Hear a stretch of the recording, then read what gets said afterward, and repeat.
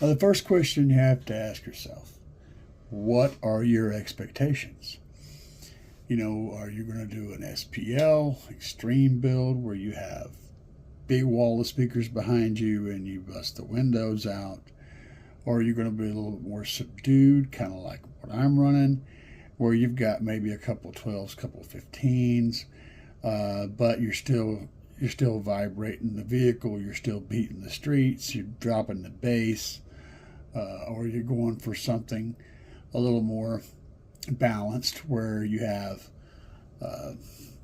good output in the front and the rear, and it's all kind of blended together, and it sounds like you're in a club, and juking on, which is kind of where most people fall. Or you're going full on SQ, where you get the sound field in the perfect spot and the instruments placed in the perfect locations, and you feel like you're at a concert or in a really good, well balanced listening area where everything is perfect. These are the things you have to ask. And when it comes to car audio, there's really only that four basic groups, but there's a lot of variables between them. I mean, you may be doing something that's SQ, sounds really, really good sound field and everything, but also has extreme amounts of bass. There's balancing points between all that stuff, so it's not really cut and dry. So once you decided kind of which one of those four categories you're in, the next thing you're going to have to do is ask yourself some questions. The first one is, what type of vehicle? Where you got an SUV? Have you got a pickup truck? Have you got a hatchback? Have you got a sedan? Are you building a school bus? Are you building a van? So all these things are going to make a big difference in how you build your system, no matter which of those four basic categories you fall into. And that's important to know. That's important to decide everything else. So you figure out the vehicle. Then you got to know what your budget's going to be. So you know what kind of build you're building, and you know what kind of vehicle you have. Now you know what your budget's going to be. Is it going to be like a few $100? A working man's build where you build in with little bits of money here and there from what you can scrounge up? Is it going to be a few $1,000s? Or maybe you you've got some money saved up, or you just have some disposable income, or maybe you're taking out a loan through like a Kima or something. Is it going to be one of those where you say, hey man, here's my checkbook, you just fill in whatever you need? Money is not an option. I'm loaded. And yes, all four of those categories are definitely going to have different paths to getting where you're going. Then you need to know what you're willing to do to your vehicle.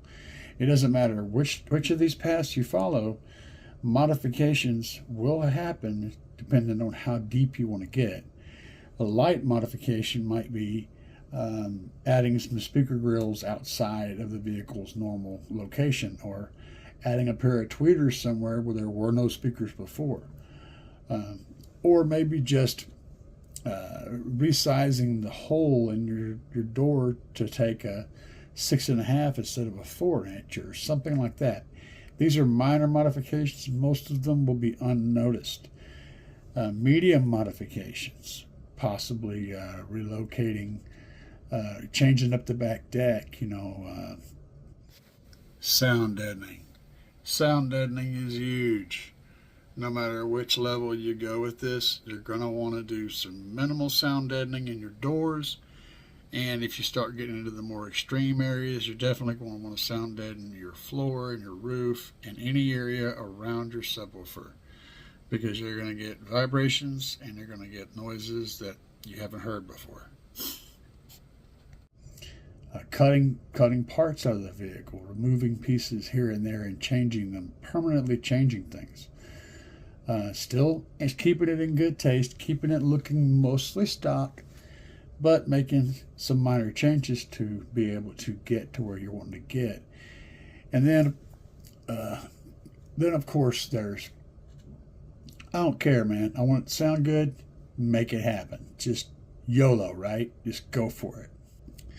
Now, once you've decided those categories, Then you need to start at the front of the system. This is where the actual system comes into place. Are you going to be keeping your factory head unit, or are you going to be replacing it with something from the aftermarket world? And the factory head unit has its advantages. You know, it looks stock, and it's nice and clean. There's no modifications. It's good for a lease vehicle or something that you plan on reselling in 2 years. You know, there's no changes to the wiring. There's no changes to any of that, and that's a plus. It's a very visible area that will be unmodified. The downside, integration. We'll get to that in a second. On the alternative is the aftermarket head unit. It's going to look better. It's going to have a better screen, more interface, more options, more functions, way better sound, and be easier to work with. Plus, the integration of it going into your system, the rest of the system is going to cost less money at that point. So you can save money by keeping your factory head unit, but you're going to spend more money integrating it into the system. And that's because with the factory head unit, you're going to need to probably have a line output converter, or an LOC, probably, to change your speaker level outputs into line level inputs to go into either your amp or DSP. You're also going to need to have other devices which get rid of chimes and blinker sounds coming through your audio system. That will be very loud and very annoying. In the end, it might actually be cheaper to buy the aftermarket head unit and avoid all that.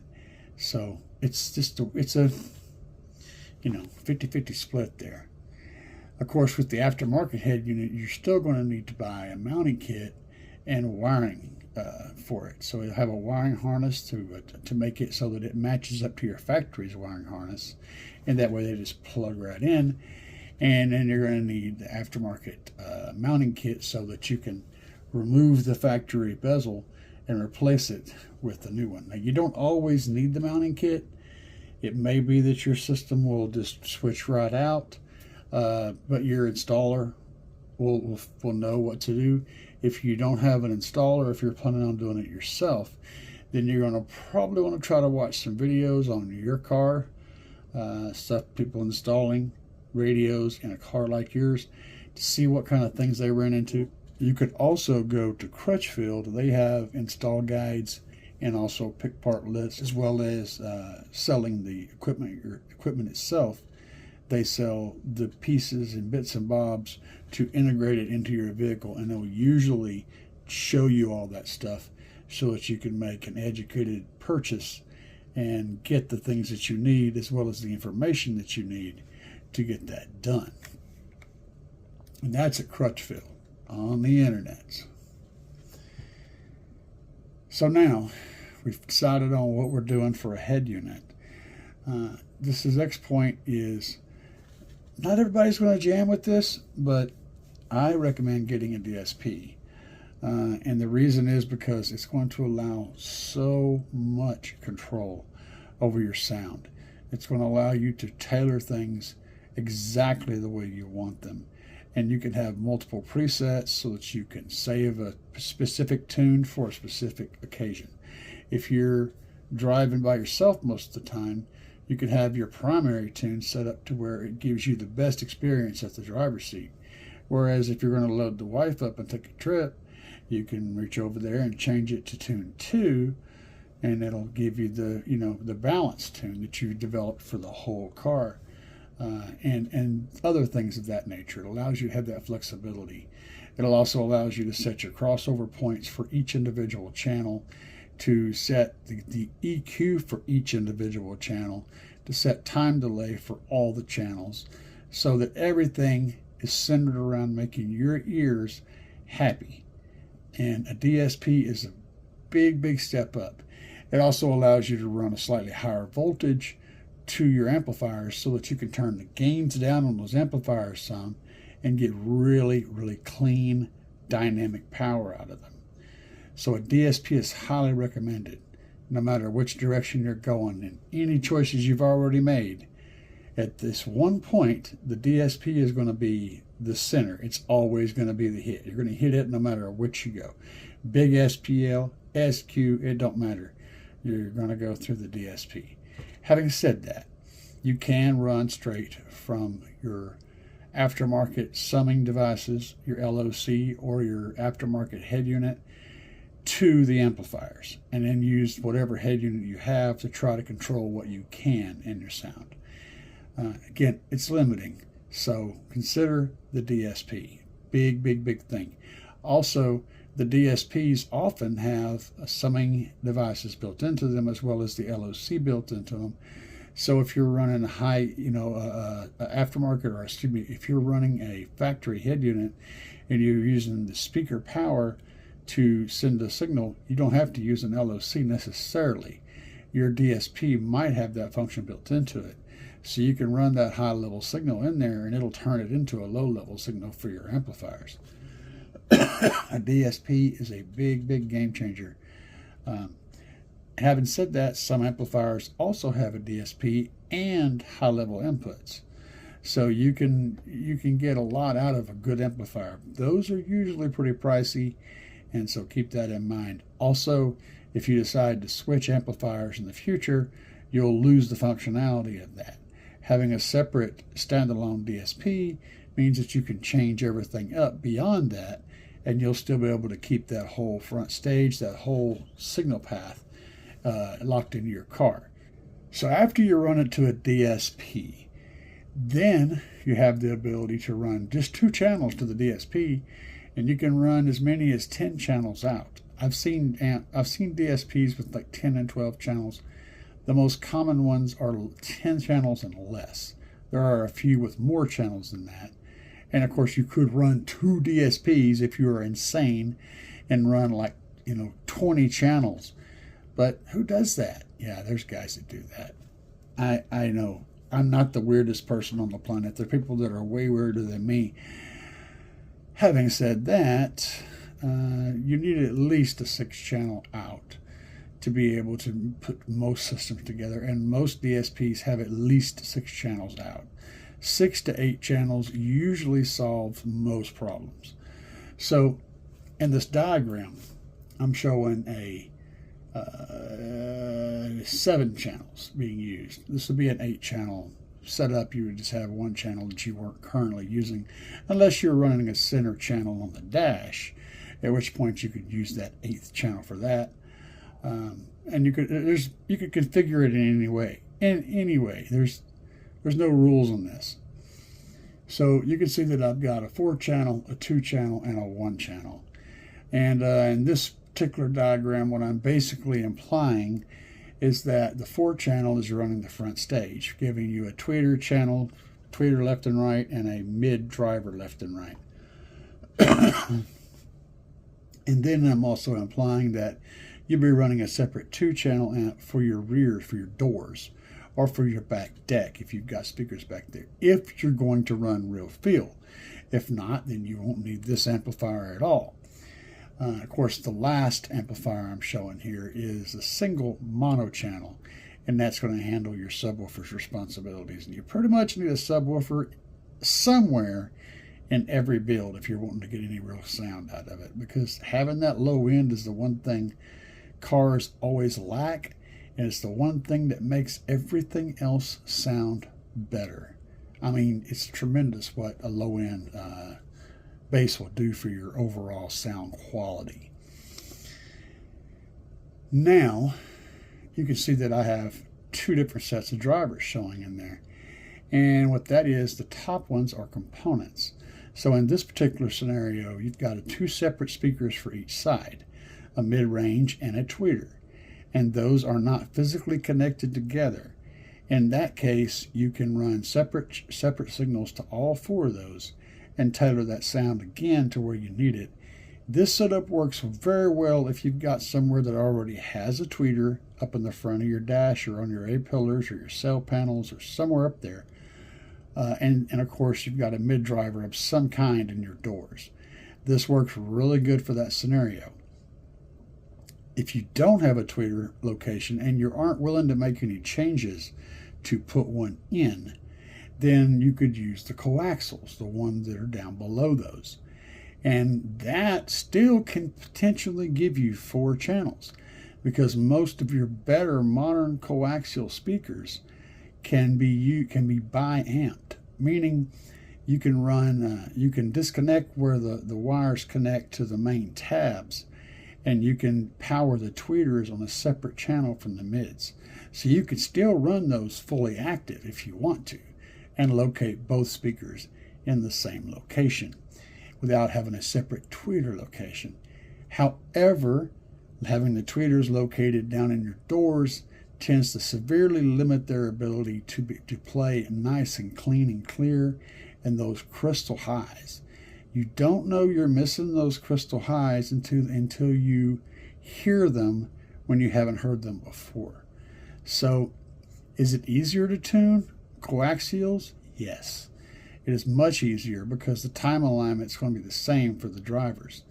Being the tweeter and the mid-range located in the same location means that the sound is coming from the same spot.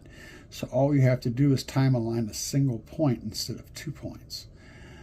So you're going to get an overall richer sound easier with the coaxials, even if you run them passive, meaning you leave the tweeter and the woofer together with a capacitor on the tweeter and running one channel to each one.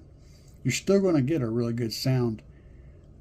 The thing is, once you go to the components, it's a little harder to tune them, and it's also a little harder to put them in because there's 4 separate pieces of equipment that have to be installed. But in the end, when you're tuning, you'll be able to get a better sound in the end out of the components. You'll get the easier path with the coaxials or point source. It's going to be easier to get a decent tune.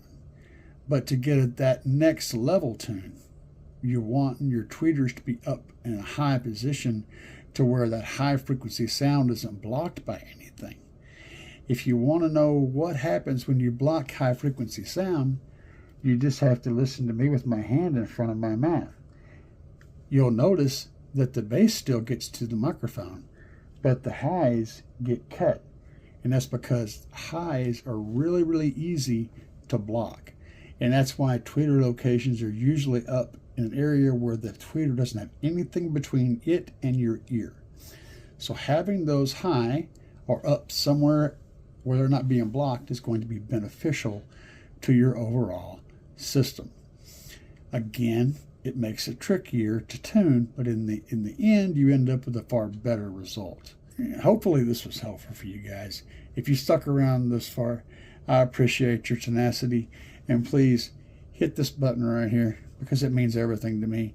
Subscribe to my channel, show me some love, and I'll keep giving you guys information as I learn more. And I'm also got some interviews coming up. Going to interview a world champion, world record breaking box builder, and he's going to talk a lot about some really cool stuff.